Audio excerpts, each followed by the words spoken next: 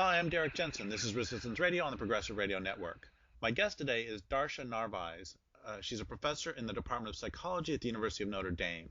Her prior careers include professional musician, classroom music teacher, business owner, seminarian, and middle school Spanish teacher. Her current research explores how early life experience influences social culture and moral character in children and adults. She integrates neurobiological, clinical, developmental, and education sciences in her theories and research about moral development. She's the author or editor of numerous books and articles. Her recent book, Neurobiology and the Development of Human Morality, Evolution, Culture, and Wisdom, 2014, won the 2015 William James Book Award from the American Psychological Association. She's executive director of the Journal of Moral Education. So first, thank you for your work, and second, thank you for being on the program. Oh, thank you so much for inviting me. It's really a thrill. Thank you.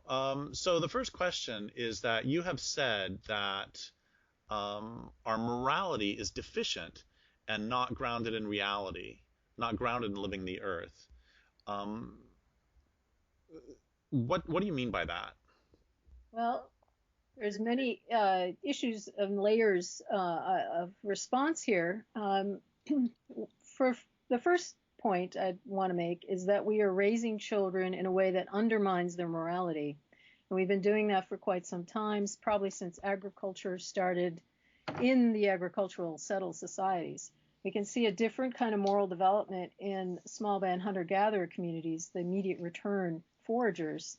They raise their children in the way that we evolved to need, and that meets the needs of the baby. And so what happens in societies, so-called civilized societies, is that babies are denied their needs for their own good, according to the cultural kind of ideology that guides the parenting.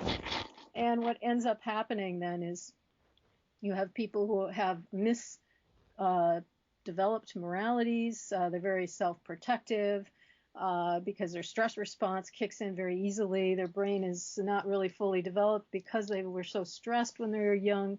And as a result, they get very self-centered. And when you're self-centered, you can't think very communally. You're not very compassionate. You're not very receptively intelligent.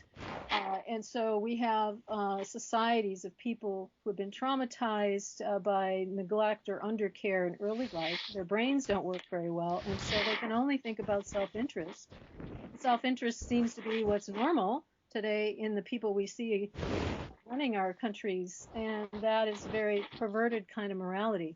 Because what we evolved to be is creatures of the earth, like all the other animals on the planet and life forms that live in harmony, with kind of just a thin layer of competition on very thick cake of cooperation that runs the whole natural world.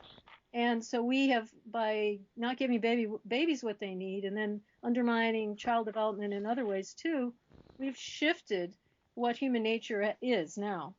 And so we create people who aren't very receptive to non-human entities, and they can't conceive of caring about those non-humans because they're so oriented, anthropocentrically focused on themselves because they feel so unsafe in the world very deep down because of what we did to them as babies. And so we've got layers and layers of generations of misdevelopment on top of one another. And so we end up destroying the earth because we can't recognize it.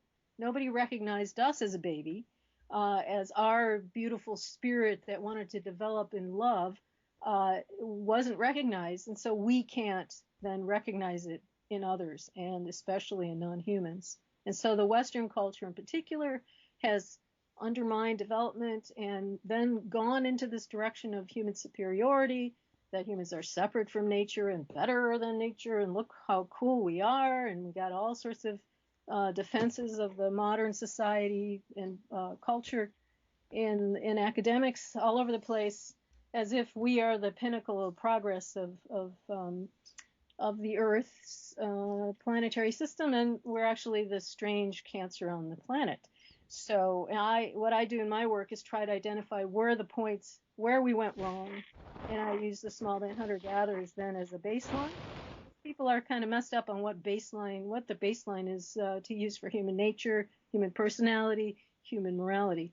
And now I'm saying let's go back to the original baseline. the original instructions, the indigenous worldview and indigenous way of being in terms of small band hunter-gatherer communities. There we see morality, there we see virtue, there we see it developing properly in response to the local landscape, living on the earth as a responsible member of the community. So I think everything you're saying is really powerful and important, and just a fabulous sort of blast introduction to your work. And I'm wondering now if we can step back and talk about how you came to that understanding. And I'm thinking about something I've said in my work so often, and it's something that just baffles me and baffles every activist I know, is we keep thinking, these issues are not particularly cognitively challenging. And, it doesn't matter whether we're talking about the murder of the planet. It's like extraordinary to me that, there are mainstream newspapers are saying that the oceans could be devoid of fish. The fish in the oceans could be gone in 30 years, and people aren't freaking out. And for years, I always said, who's the idiot who came up with the idea of putting poison on our own food in terms of pesticide? And every activist I know, or we can talk about militarism and how, the military ends up with more than 50% of the budget, which just seems really stupid, frankly. So, every activist I know and every person working on these issues just runs up against this notion that goes back to that thing we talked about at the beginning, that the morality is not grounded in, the morality is not grounded in reality. And how did you come to this understanding yourself of, what are the steps that you went through to get from, wow, people can't really be this stupid, to now I understand how this whole system is working and working with the early childhood? Well, I've had multiple careers, as you said, but I've always been interested in ethics and morality because I lived in different countries growing up, and came back to the States and was always shocked by the waste and the grand consumerism and the injustice back in the places I had been living. And so I've always thought about this, and the puzzle to me has been, the Western philosophers that say, all you have to do is reason your way to morality, and if you just make the right decision and then get your will to follow that decision, then you're going to be a moral person. And it's my experience growing up. I grew up in a harsh family where it was quite stressful for me. I mean, compared to some families, it was mild, but I reacted with a very big stress response that would kick in whenever I was in school and was called on. For example, my brain would freeze up, and but the moral discourse would say, it doesn't matter what your feelings are, just make the right decision, and that just didn't make sense. And so I started reading around and found all sorts of literatures that informed my view, and realized that we are really not very moral, that the small band hunter-gatherers are much more moral than we, that neurobiology shows that early experience matters for all sorts of outcomes in adulthood and throughout life, that the neuroscience shows that certain parenting practices that the anthropologists identified in small band hunter-gatherers are the ones that we expect as babies. Babies shouldn't be crying. They don't cry in those communities, and they aren't left alone. That all sorts of parenting practices that we are now studying in my lab. So it's just been a journey of finding different information. Being open to the muse, the Holy Spirit, whatever you want to call that powerful draw to information and experience that I've just now put together into this larger framework, figuring out what was wrong with me. And how to get back to being more human, because I think what we build now are subhumans or inhumane creatures who don't know how to be present with others. And so what happens, the theory that that's explained in the book, among other theories, is that when you get stressed in early life by not getting your needs met, so when you leave a baby to cry, you leave them to sleep alone, that's very stressful to the baby, because they should be in the womb another 18 months compared to other animals, that we are really like fetuses when we're born, and so much of the brain is yet left to develop, and those parameters of all sorts of systems, how they're going to work, is very much established during those first few years of life. And so if you don't get what you need, you start to develop a brain that's not very agile, that's not very intelligent, not very emotionally intelligent or practically intelligent, doesn't fit in. And so you turn towards more of a social opposition. Your parents are opposed to you because they're not giving you what you needed. And so you set up this distrust of the world. You withdraw, maybe what we call in psychology dissociate when you feel threatened, or you aggress. So you shift between one up, one down, dominant, submission. And your brain just learns to do that as a matter of course very quickly and easily. And so we get black and white thinking, fundamentalisms. That's the kind of stuff that comes out of this poor early experience. And it's not what we see, the kind of morality we see in these small band hunter-gatherers. I'm going on and on here. I hope the second, what we do see, what our promise is, our moral inheritance is, and Darwin pointed to what our moral sense was and how important it was in evolution compared to natural selection. He was toying with the idea that it might be more important for humans. But we've undermined that moral sense that he identified through the tree of life. But what it includes is this great sense of empathy and compassion towards others, the ability to be present with others and co-construct the dance of the moment with that other person. That's what I call the engagement ethic. And then it also means using your imagination, your executive functions, your higher order thinking in a communal way. And so that means, understanding that what you're doing is going to affect the seventh generation from now, understanding that we're all connected. Everything is a one, and you're just one of many members of the community. And so what happens, though, when you undermine development and you focus in on and you allow kids to be undercared for, they don't use their imagination for communalism. They use it for self-protection.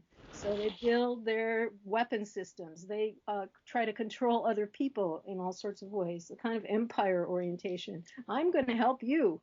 But you're really trying to, just control the world.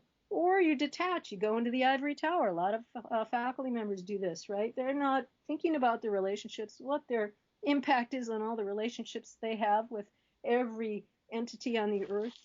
They just go into their, little dissociative tower and do their work. So you have then in Western society, you've got a combination of viciousness, of imposing your will, our culture, the dominant culture, and all the other cultures of the earth, because it's better, it's good for you, it's democracy, it's economic development, and you've got that going on. At the same time, you've got this detachedness, this inability to be present with that biodiversity, that biocultural diversity that used to exist all over the world. And so you have a kind of a deadness. You've moved, you don't have that capacity in the right hemisphere, which develops in early life, to be present, to be engaged, to understand the connection, and you then have to use your self-protective primitive survival systems to react to things, and your imagination that then serves your own ends. So we've twisted everything around. We think it's normal now. This is what humans are like. They're selfish, aggressive, and can't get along. That's just normal. No, it's not. So, yeah, I think everything you're saying is just fantastic, and in the good sense. And what you've talked about this.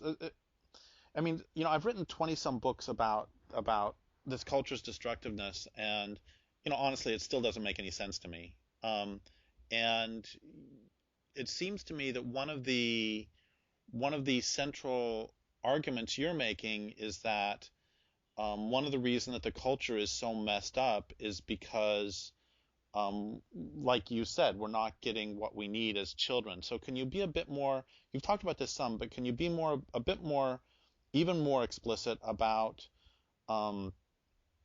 what child rearing practices would lead to children who are more human, and what are more of the practices that are leading to the creation of little capitalists and little selfish gene promoters? Yes. So we study what we call the evolved developmental niche. It's the early nest. Every animal has one for its young. The nest that we developed emerged initially with the social mammals over 30 million years ago. 30 million years. And it essentially evolved to fixation, which means that there's not much no changes were made because it was working so well to optimize the adaptive capacities of our ancestors in the mammal chain, social mammal chain. So humans intensified it. As humans, this is how the assumptions go. We became bipedal, walking on two legs, and the pelvis shrank, and so babies had to be born earlier. And so we, especially as primates, need much more care than other primates because our brains have so much left to develop because we didn't stay in the womb long enough to develop those things. Wait. I'm sorry. Can you back up a second and talk a little bit more about this this nest in terms of, like, give a couple examples, like, for, I don't know, just make them up, elk or walruses or elephants, I don't care. I just to be really clear on what you're saying.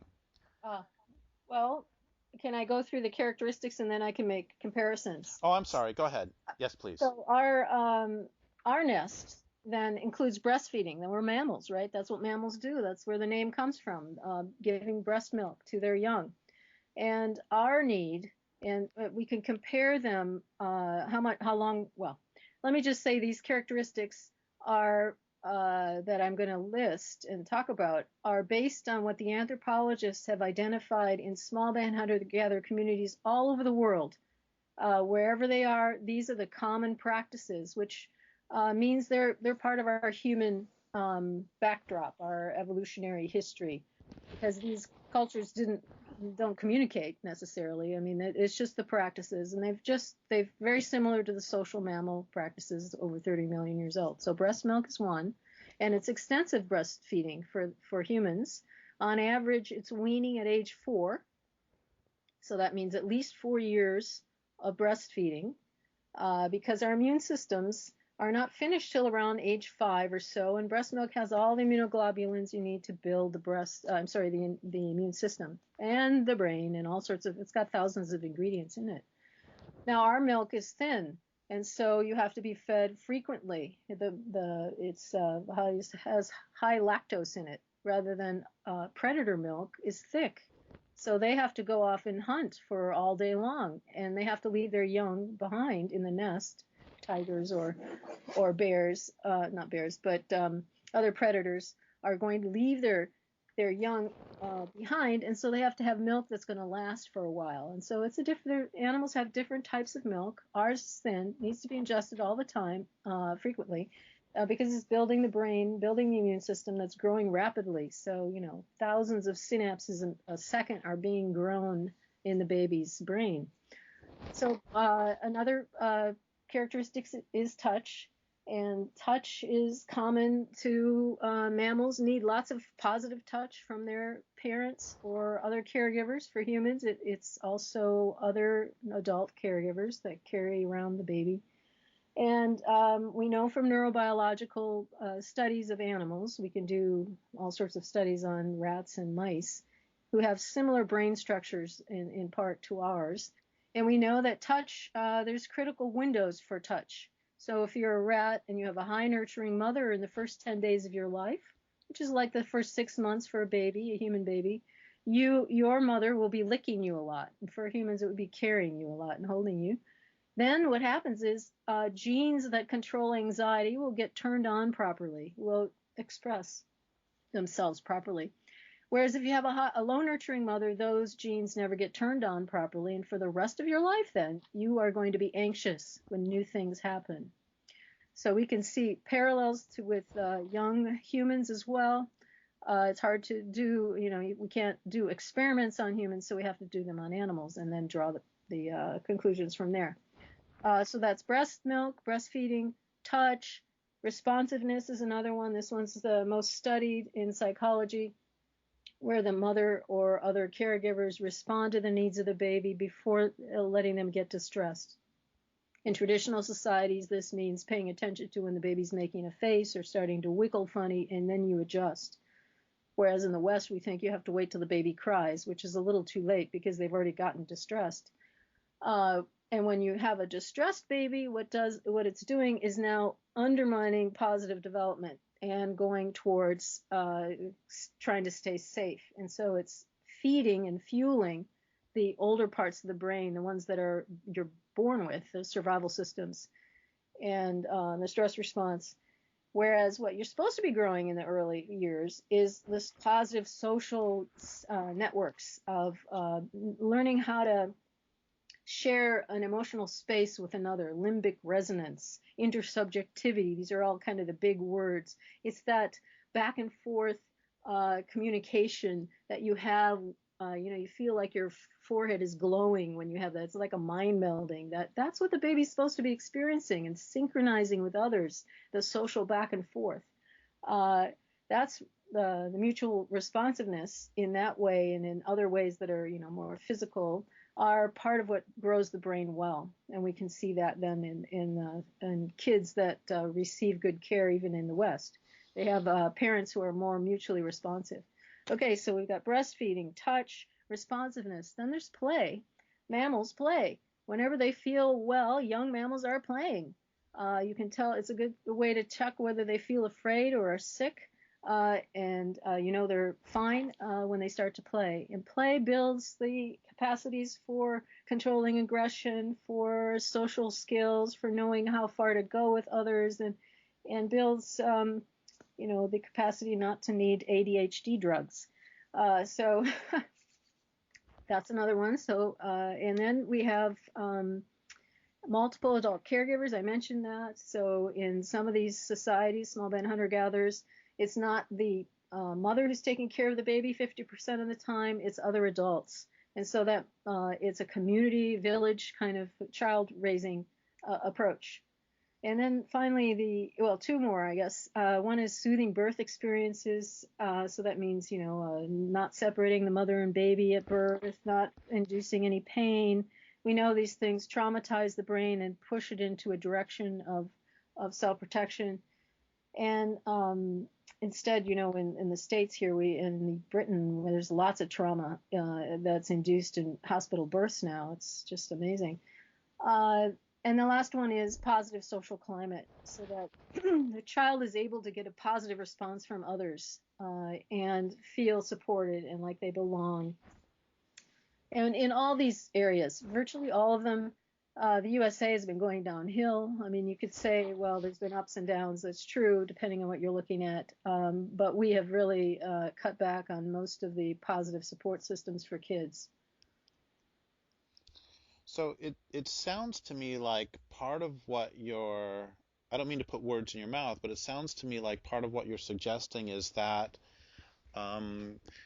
capitalism, the notion that nature is red in tooth and claw, much of our philosophy is a result, or one result, of improper child rearing practices. Yes. I know it sounds rather grand and strange, but yes, I do think that, because when you don't, I mean, we're really autistic compared to the small band hunter-gatherers, especially ecologically autistic.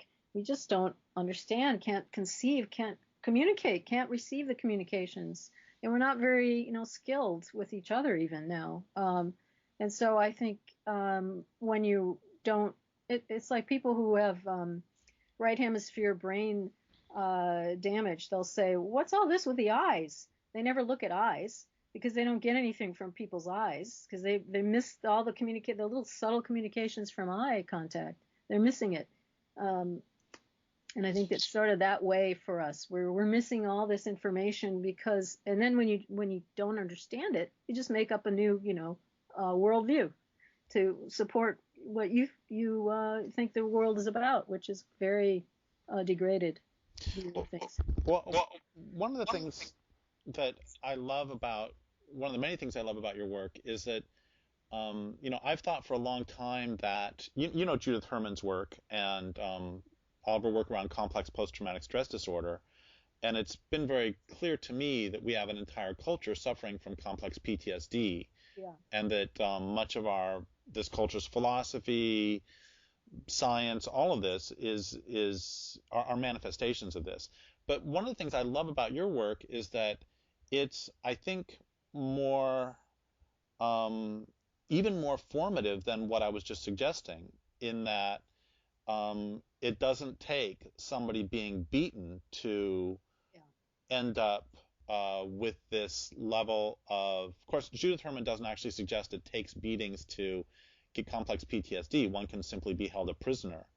And but what you're suggesting, it seems to me, is that is much more profound and foundational than what I'm suggesting, in that it's not merely overt acts of violence or even holding somebody in that tight control, but instead it's also a lack of, I mean, let's go back to what you said early on, and maybe explore this just a little bit more about how we're born 18 months, quote, too early.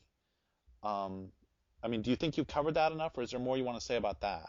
Because I think that's really profound and important too.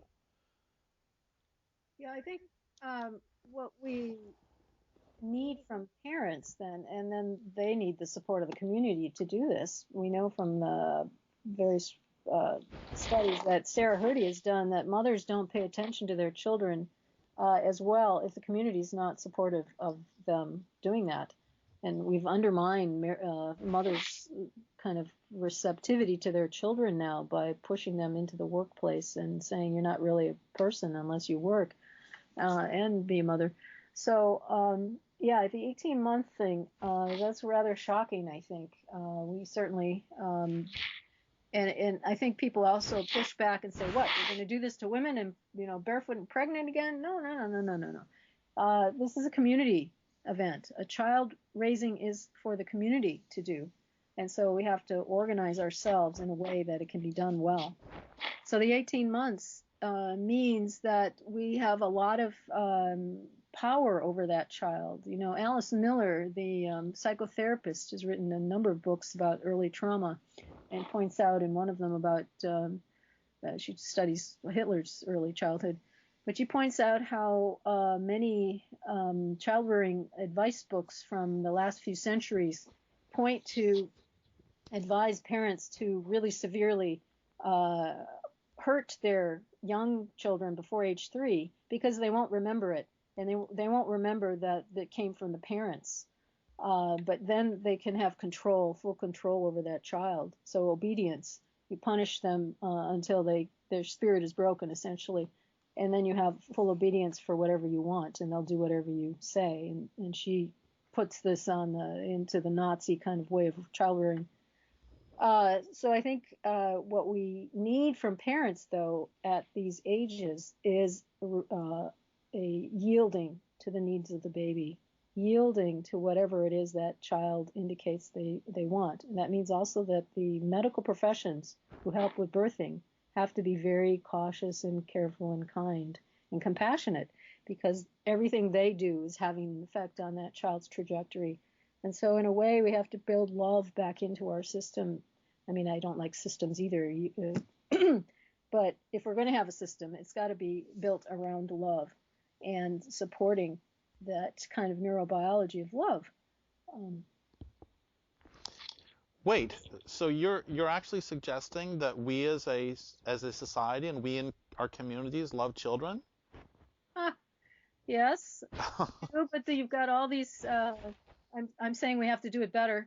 I think parents are so traumatized themselves, and if they don't deal with their own trauma explicitly, if they don't consciously realize I was traumatized as a child, or I have insecure attachment, and work through it to some degree, they're going to pass it on subconsciously to their child. So they're going to pass on their trauma to the next generation unless they get some help or take it on, their self-authorship to revamp who they are and build the more compassionate orientation to their children. So obviously this culture is killing the planet, and we need to stop capitalism, we need to stop civilization, we need all those things. But setting all that aside for a moment,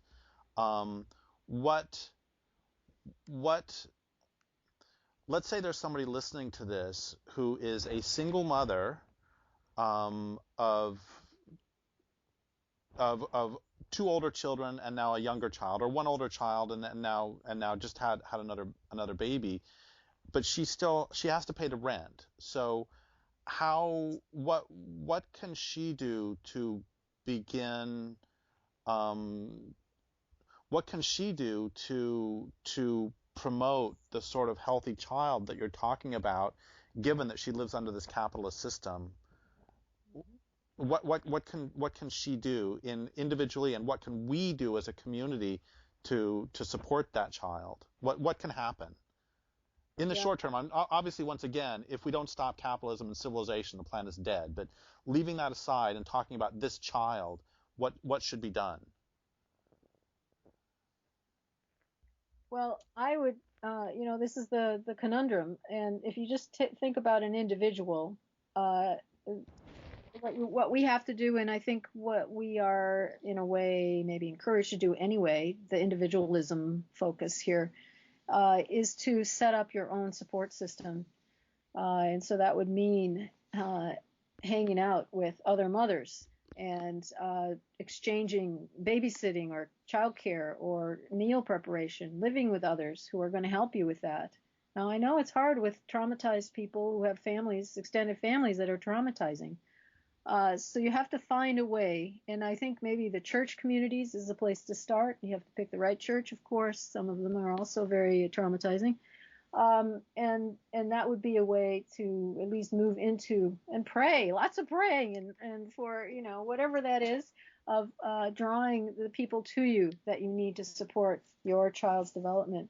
And the community, we need to, in some places, like in China, at least they used to have a nurse on every block that would help the families. France, with their healthcare system. I mean, we need parental leave for everyone, for sure. But in France, they also have nurses coming by every week after baby's born. They have people doing your laundry. Other places let you lie in for a month and treat you special as a mother. I mean, it's really quite a big transition, especially the first child. And so we've sort of just denied mothering even. That's my next conference. So next fall I have one, I host one every 2 years, and next fall it's on sustainable wisdom, integrating indigenous know-how for global flourishing. And we've got 20 speakers lined up, mostly indigenous from around the world. And then 2 years later, I'm going to do one on returning to mothering, because we have neglected that. And I mean, we need to mother each other and mother the earth and let the earth mother us. So it's a big topic too. So another question that comes up is so given that listeners to this are probably going to be more than 18 months old themselves, and given that their neurobiology has been affected already, what can be done later to let's presume that someone has already gone through this culture's mill for their first 18 months. What can be done to help after that point? Yeah, the longest chapter in my book, my neurobiology book, is about that, what to do. And you have various issues. So I think there's three things to do, essentially. One is to calm those survival systems. So the anxiety, depression, anger systems. Use mindfulness, meditation, and other kinds of deep breathing and various things like that to help yourself learn to calm down and stay calm, because you can't really do anything unless you're calm. But that's not enough for our optimizing our relationships and our morality. You've got to then build social pleasure, build the pro-social systems that should have been grown in the first 5 years of your life, and build those skills there. And that then takes that's very right hemisphere directed. And the right hemisphere can grow throughout life, and it grows from experiences of art, play, music, dance. And those are the kinds of things then you can immerse yourself in order and make it a social kind of experience. And then you start to build those systems and start to break through and rewire your brain, essentially. And then the third area then is to also expand your imagination, to start to find your place in the local landscape and feel connected, communally connected to all the non-humans around you as well as the humans, and find ways to use your imagination to grow those relationships and their well-being as well as your own. We were talking earlier about the first 18 months in terms of what is necessary from the parents and the larger community to the child. Do you want to talk about the importance of connection to non-humans or to the land during early childhood too? Yes, I don't do that in the book. That's the next area that I'll be working on. But yes, there are some traditions in Siberia, for example, where the baby is placed out on the taiga, in a landscape, and allowed to just look around and move around and even interact with wild animals, because the assumption is that those animals are pals in a way of that child, and they won't hurt the child because the child doesn't approach with any kind of malintent. And so I think what we probably wouldn't be comfortable with allowing our children to hang out with wild animals, and we've so destroyed their generations that they're not going to be very trusting either. So I think, though, having wilderness experiences, going out and camping and being outside and just paying attention to the winds, to the trees, to the insects, and feeling connected, and letting children have that time and space to feel connected, and they do. It's just that when we pull them back inside and pull them away from their imaginations and their impulses to be in the outside in nature, that they start to lose that, and then we kind of suppress it in them through schooling.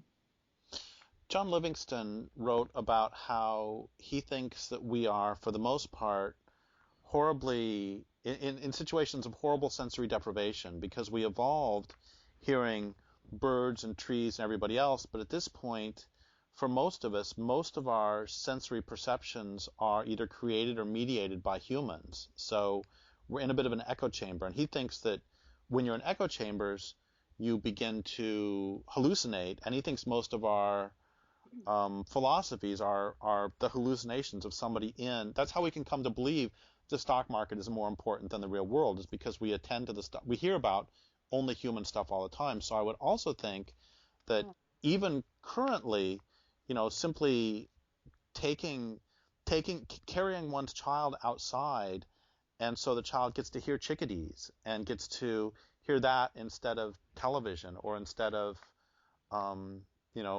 just simply human created music. I would think that would also have a pretty profound influence. Yes, I agree. They need to have the immersed experience. That's how you build expertise in any area. You've got to have the real life lived experience of it. And that's what we need our children to have. And instead of sitting them inside, which most kids do now, instead of playing outside, parents are afraid now to let their kids out. A study showed that they let children play away from the house 1/9 the distance that they allowed in 1970, when the crime rate was about the same. Yeah, and I also read that the average kid spends like 8 minutes a day outside or something like that. And I know from my own childhood that basically I would leave after breakfast and, go out, oftentimes just, spend the entire day out in the pastures and in the irrigation ditch and everything else, and then come back in time for lunch and leave again and come back in time for dinner. When I'm an infant, obviously, when I'm 7, 8, 9. Yeah, lucky you. Yeah, well, I think that was the same was true for all my friends too. That this was the time. So we have about 5 minutes left, and so what? Okay, first, if somebody hears this interview, what would you like for them to take away there'll be a couple more questions, but the first question is, what would you want them to take away as, I heard this great interview today. It was about, and then they give like a 2-sentence condensation of of your message, what would you condense it down to, the take-home point, the thing they really know in their heart, and the thing that does change their being? Well, that's it, I think, is to open your mind and heart to the information that we are not, the humans you see around you today are not fully human yet, and that there are things we can do. You don't have to stay here. You can shift your mindset into this communal connectedness. People do that with meditation and other practices. And when you shift into that mindset, you realize that it doesn't matter. Some of the things that you worry about now don't really matter as much. That we are part of this planet. The planet is not going to disappear. What's going to disappear is our species and the vertebrate species. And we're going to kill off a lot of species, but the planet is mostly biomass. It's going to continue without us. So I think we have to realize that the other thing that calms me is that even if when I die, or even if our species disappears, we're going to still be part of the earth, because all of our dust becomes other animals and other creatures and other life forms. So it's just that there's the beauty of what's here now that we've been destroying for some time now. But what beauty is in our species, what beauty is on our planet, depends on us realizing that we are something other than what you see now, and that we can restore it.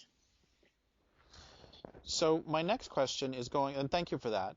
And my next question is going a completely different direction, sort of, which is, if whoever they is, if you suddenly became the queen of all things motherhood in this culture, and you could put in place some policy changes, what would you can't get rid of capitalism the first day. You can't get rid of civilization. You can't put us back into small band gathering the first day. We'll worry about that a little bit down the road. Within the current system, what sort of changes would you want to facilitate the emergence of more human children?